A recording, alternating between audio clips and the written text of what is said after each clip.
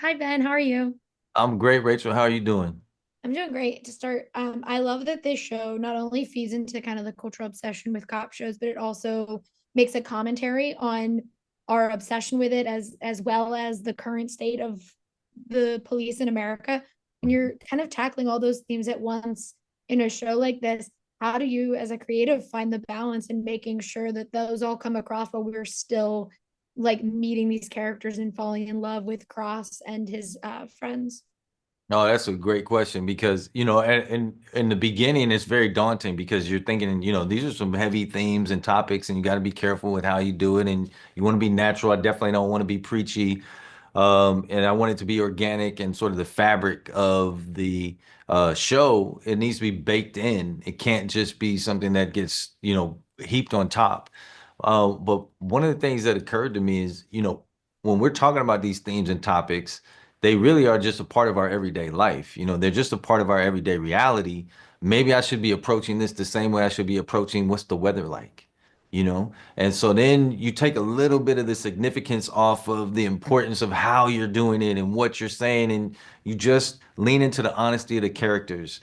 And if this is the type of stuff they're encountering regularly, give them some really, specific character-driven points of view, and then let that be the inspiration for however it comes out. And I just followed that lead. My characters end up telling me what they would say in that moment or how they would react.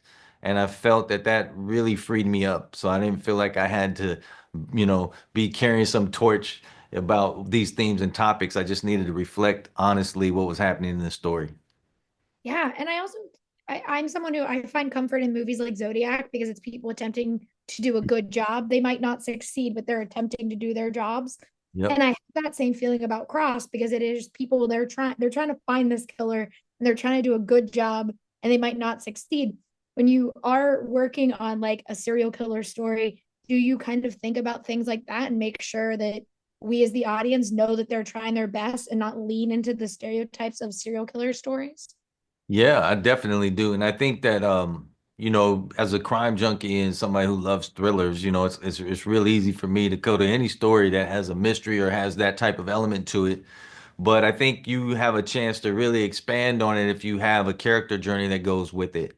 And so that is something that I think over time those have a more lasting impact.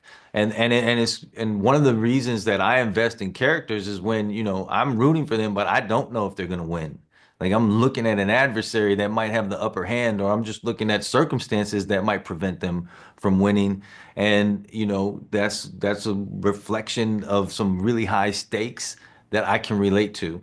And so yeah, I really do appreciate that. But I also like the wish fulfillment of if we're gonna go to some dark places, I like the wish fulfillment of knowing there's somebody out there who's willing to like fight against that and hopefully win.